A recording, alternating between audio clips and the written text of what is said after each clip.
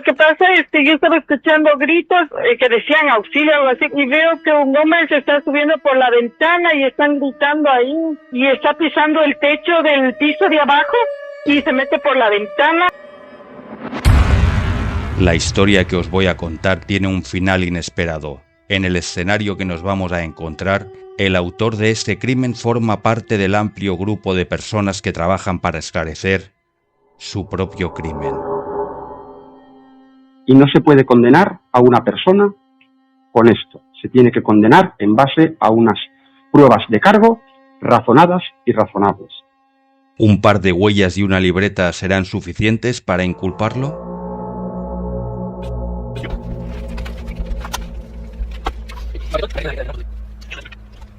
Una vecina de la calle Malilla en Valencia sube al piso superior el primero sexta tras escuchar fuertes golpes a raíz de una discusión.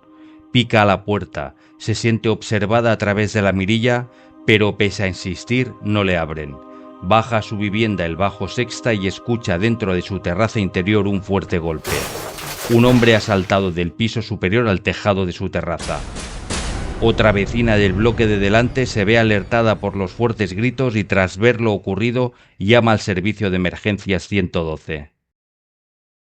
Emergencias 112, la tiene Raúl. Bueno, sí, yo vivo aquí en la carrera Malilla. Mire, lo que pasa es que yo estaba escuchando gritos que decían auxilio o algo así, y veo que un hombre se está subiendo por la ventana y están gritando ahí. Ahora he visto en la calle a una persona subiendo por la... ¿Qué quiere subir? ¿Por una ventana?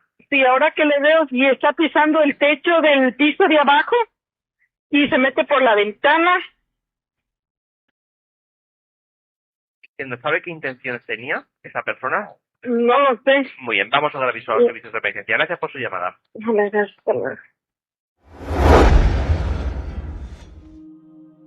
Cuatro agentes de la policía se presentan en la vivienda a los 2 minutos. Se dirigen al primero sexta y no abren. Se quedan en la puerta 2 de ellos y los otros 2 bajan al piso de la vecina. Con la ayuda de una escalera suben al tejado de uralita de la terraza donde han escuchado los golpes y a pie plano pueden ver en el interior del piso superior. A través del cristal de la puerta corredera del balcón ven un gran charco de sangre en el salón y los pies de un individuo cual parece estar muerto. Habla Javier Cárcel, del Grupo Operativo de la Policía Nacional. Después de ver esto a través del balcón, mi compañero se queda ahí abajo en la terraza y yo me dirijo de nuevo a la puerta del primero sexta. Volvemos a picar para avisar que vamos a entrar porque, claro, según nos manifiesta la vecina de los bajos sexta y la vecina del bloque de delante, que es la que ha llamado a emergencias, el individuo ha salido por el balcón y a través de la oralita ha entrado por la ventana contigua, por lo que no sabemos si hay alguien en la vivienda. Ahí yo y mi otro compañero desenfundamos las armas para prepararnos a entrar.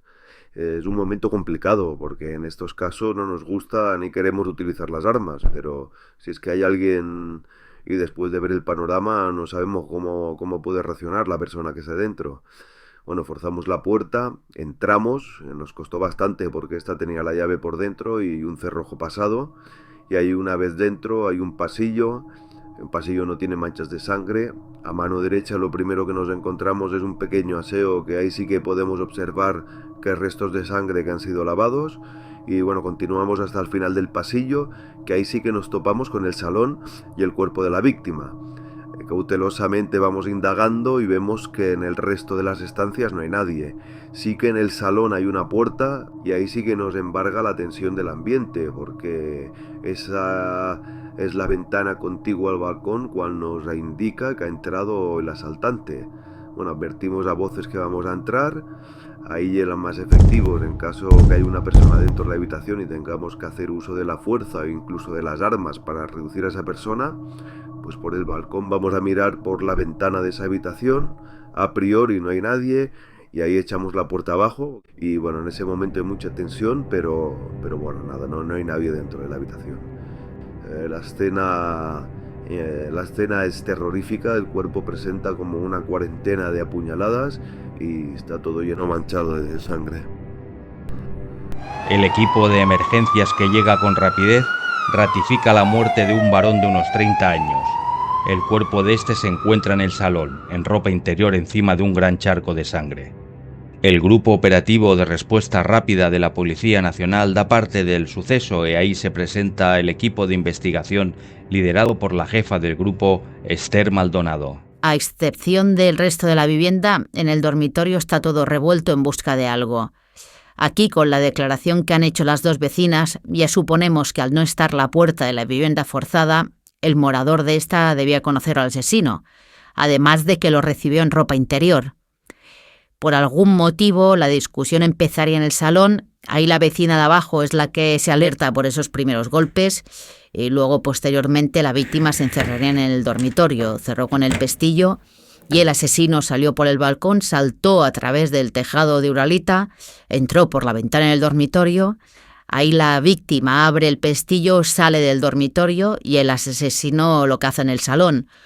Cual ahí las está con un cuchillo una cantidad ingente de puñaladas. A la llegada del equipo forense que recoge huellas y vestigios, lo primero que inspeccionamos es la cartera de la víctima, que está en el suelo junto con el cadáver, y ahí damos con la identidad de este. Daniel Maldonado, originario de Valencia, nació el 1 de julio del 1980. Tras hacer las primeras indagaciones sobre la persona, vemos que este regentaba un pub en la zona valenciana de La Cañada. Era uno de los socios del pub y además, como así lo pudimos ver claramente en el lugar del siniestro, se dedicaba a la venta de sustancias estupefacientes. Pudimos ver una gran cantidad de papelinas de cocaína. Por lo demás, había una toalla llena de sangre que la debió utilizar el asaltante para limpiarse. Daniel se movía en el mundo de la noche. Se dedicaba a la venta de drogas y utilizaba su local nocturno para dar salida a estas. El asesino revolvió cajones y armarios del dormitorio en busca de algo. ¿De qué? ¿Podría ser alguna cantidad grande de drogas o tal vez dinero? Tras los golpes y hacer de Spiderman por el balcón, se vería alterado por la vecina que picó a la puerta, y ahí tuvo que actuar con rapidez. Sí que nos llamó la atención una pequeña libreta con anotaciones, con un nombre de pila y un importe. Ahí debía apuntar quién le debía dinero de la venta de sustancias. Mientras estamos a la espera de los resultados de los forenses, aquí abrimos varias líneas de investigación. A los informáticos les pedimos que nos desbloqueen el móvil y nos faciliten un listado con el tráfico de llamadas y mensajes que tuvo la víctima al día del crimen. Y tomamos declaración a los vecinos de la finca. Hay uno en especial que nos será de gran ayuda. Bueno, yo salí al balcón a fumar y veo a la vecina de los bajos que está en su terraza gritando y señalando hacia arriba como si se estuviese discutiendo con algún vecino. Al cabo un rato entra para adentro y yo me quedo ahí fuera mirando.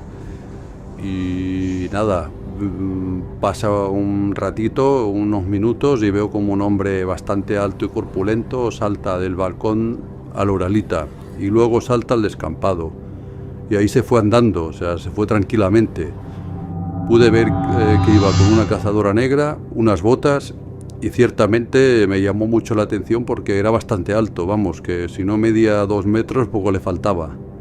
Por la poca profesionalidad del crimen atribuible al momento, la policía cree que se debe tratar de algún cliente que debía ir a buscar droga. Debían entrar en una fuerte discusión. Tal vez el asaltante quería o tenía la necesidad imperativa de aliviar su adicción hasta el punto de acabar con la vida de Daniel, rebuscando entre sus enseres para conseguir droga o dinero, porque en la vivienda dinero no encontraron, pero bastantes dosis de cocaína sí. Ya se verá, ahí seguirán indagando. Les veïnes que donen ahir sí que diu que han sentit demanar socorro, però alguna finestra ha botat a la Uralita, però després de la Uralita ahí ya se ha perdut la pista. Será el vecino del cuarto quinta el que salió a fumar el más preciso en dar una descripción fidedigna del asesino. Creyendo que el asesinato ha sido por parte de un cliente de Daniel, nos dirigimos al pub Nit de Sons para entrevistarnos con los 2 gerentes y socios de este. Le enseñamos la libreta con las anotaciones para que ellos nos pudieran identificar, poniendo nombre y apellido a alguno de los que aparece, ya que solo por el nombre de pila nos resulta bastante complejo localizar a un individuo, y de todo el listado ambos apuntan a una persona. José Luis, alias El Camuflas, con un importe a favor de Daniel de 2.700 euros. Nos llama mucho la atención porque es mucho dinero, o sea que nos vamos a centrar básicamente en él. Van a la busca y captura y el 6 de octubre de 2010 le tomarán declaración. Cuando los investigadores creen que ya lo tienen... Bueno, cuando entro yo y mi compañero a la sala de vistas y vemos al camuflas, pues bueno, vemos que no coincide con la descripción que nos dio el vecino del cuarto piso. Este es de complexión delgada, medirá 1,70, es moreno y nada destacable. Bueno, ante lo que pueda haber sido un error de percepción por parte del vecino, le tomamos declaración. Y este pues está tranquilo, muy tranquilo, y nos confirma que efectivamente fue a las 6 de la madrugada a casa de Daniel a buscar droga, se fue, luego a la 1 del mediodía le vuelve a llamar para verse, pero este le indica que no podía, que tenía que ir a comprar un regalo o algo así, indica, y nos enseña las 2 llamadas que ha hecho a Daniel. Y no aporta nada más. Ahí nos quedará cotejar esto y si hay algún resto de ADN cuando obtengamos las pruebas de los forenses.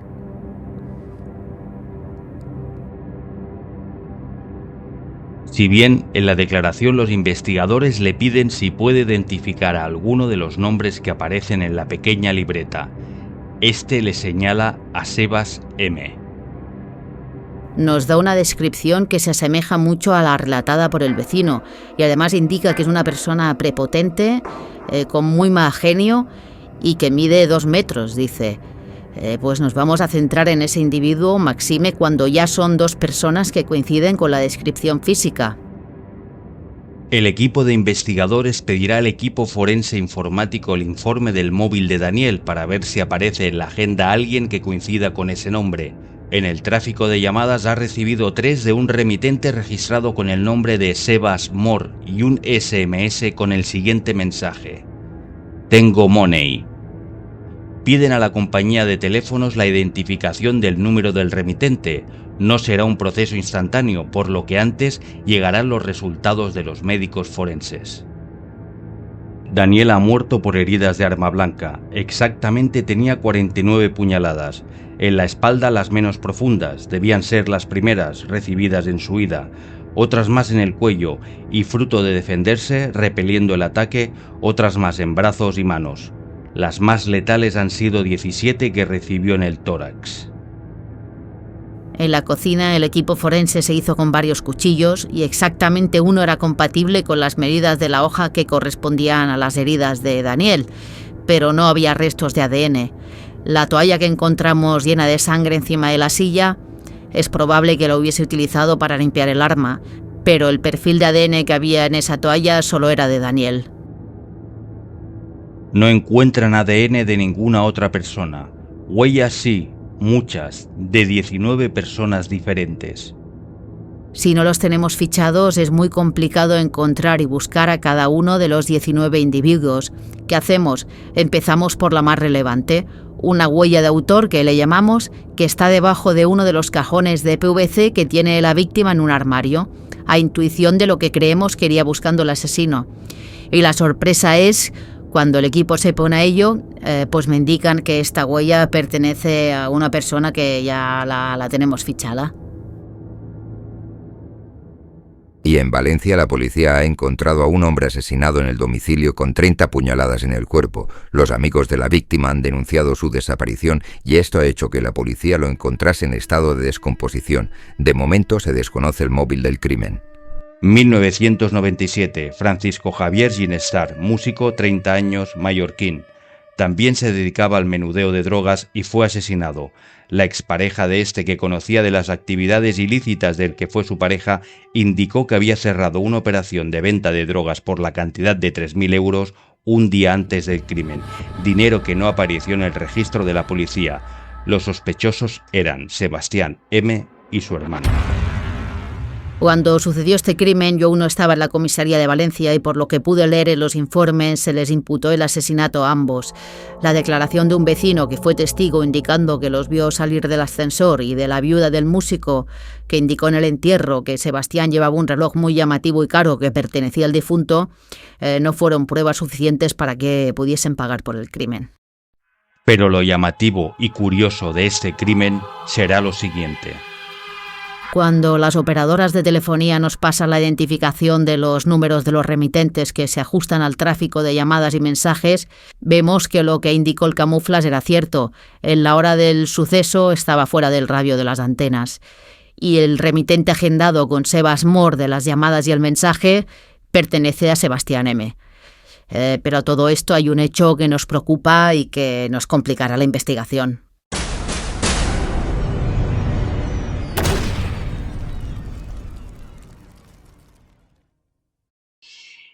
Bueno, pues generó inquietud, miedo y bastante desazón. Pese a la gran cantidad de dinero que debía el camufla según las anotaciones de la libreta de la víctima, Sebas M, con una cantidad a deber inferior, atiende a la descripción física y cuenta con una investigación a sus espaldas, además de un buen currículum. El trabajo era una persona totalmente correcta y en el trabajo no había problemas. Luego sí, ya nos enteramos de que sí, que efectivamente fuera del trabajo, bueno, pues había tenido un montón de juicios por peleas y también que consumía drogas y accidentes de coche. Este señor que han visto es Santiago Rincón Velázquez, jefe de la sección forense anatómica de Valencia y en el ámbito laboral, supervisor de Sebas M. Es una sorpresa para nosotros. O sea, la persona que estamos investigando trabaja en el Instituto Anatómico Forense. Los cuerpos de cualquier víctima van ahí para que le practiquen la autopsia. Es que desde muy joven Sebas ya entró a trabajar ahí con su padre como mozo de autopsia. El cuerpo de Daniel, cuando el juzgado hizo el levantamiento del cadáver, fue directamente al anatómico para que le hicieran la autopsia y ahí buscar, entre otras cosas, pruebas de ADN del asesino. Manipuló ese cuerpo, bueno, pues como la forense decidió que ese día no se podía hacer la autopsia porque no había medios humanos suficientes, ese cuerpo fue a parar al congelador, a la espera del lunes iniciar el examen forense. Sebas trabajó al día siguiente de la recepción del cuerpo. No tenemos restos de ADN en el cuerpo, no tenemos restos de ADN en la vivienda, solo tenemos una huella en el cajón de PVC. Y sí, tenemos las llamadas y el mensaje. La ubicación del teléfono en estos casos es muy concluyente como prueba, pero no la podemos utilizar en este caso, porque resulta que el año anterior Sebas fue denunciado por maltrato en el ámbito conyugal, el juez le impuso una orden de alejamiento y dejó en el domicilio conyugal a la que era su pareja y su hijo de 10 años. Este se fue a vivir a casa de su madre en el mismo barrio de Malilla, a 400 metros de Daniel, la víctima. Aunque esto parezca extraído de un guión cinematográfico, no lo es. Como dijo el poeta irlandés Oscar Wilde, la realidad supera la ficción. ¿Serán suficientes las pocas pruebas que tienen? ¿Podría pues repetirse el suceso del año 1997 y que éste vuelva a quedar en libertad? Con lo que tenemos y efectuado a posteriori un registro en el domicilio de Sebas, lo único que podemos incautar como prueba son las botas, cual el testigo, el vecino del cuarto quinta, nos dijo que llevaba, y un DVD de la docena que tiene con una huella de Daniel. Nada más. Lo detenemos al mes y medio y lo llevamos ante el juez. Lo encerrarán a la espera de juicio, pero el abogado de este recurre y pide la prisión provisional. Y la Audiencia de Valencia decide contra todo pronóstico dar esa libertad provisional sin fianza y sin la obligación de comparecer ante un juzgado a firmar para garantizar que no se ha escapado. En abril del 2011 sale en libertad condicional a la espera de juicio, y por si esta historia no fuese ya lo suficiente surrealista, este se presentará en el que era su lugar de trabajo. Sebas abandona la prisión y sin que lo sepa buena parte del Instituto de Medicina Legal se presenta en el instituto diciendo: estoy en libertad y voy a pedir mi reingreso. La Dirección General de Justicia, de las que dependen los trabajadores del anatómico forense, le indica al Instituto de Medicina Legal que, conforme a lo dictaminado por el juzgado, no se pueden negar a readmitirlo. El contrato se le ha suspendido al estar en prisión, pero ahora que ha salido y no ha sido aún declarado culpable, tienen la obligación de reintegrarlo en su puesto de trabajo. Hay tensiones porque hay compañeros que consideran que ellos que han hecho la autopsia de la muerte que le están acusando a él, pues no pueden estar en la misma sala haciendo autopsias con él.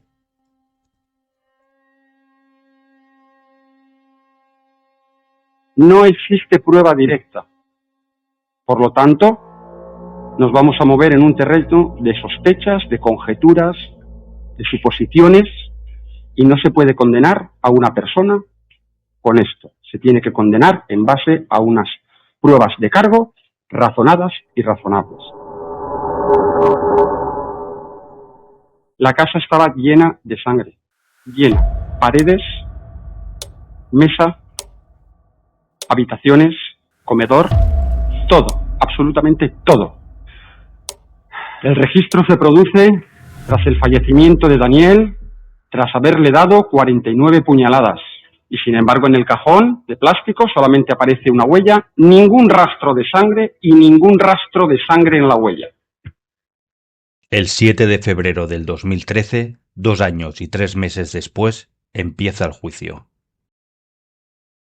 ¿Conocía usted a Daniel Maldonado? Sí. ¿Cómo podría catalogar o tenía determinar? muy buena relación con él. De hecho, subí a mi hijo a jugar a la Xbox con él. Yo iba a jugar con él a la Xbox, al ordenador. O sea que muy buena relación. ¿Qué cantidad de dinero se gastaba usted en droga al mes, en cocaína? Pues unos 90 euros, 60, depende. ¿Y la cantidad de droga que usted compraba a Daniel era una cantidad de droga que usted pagaba? Sí, siempre. Usted le hizo 2 llamadas a Daniel esa tarde, el día 30. El día 30. Le llamé por la tarde y estuve en su casa, que estaba con un amigo. Y luego le llamé por la noche, pero me dijo que se iba a la cañada.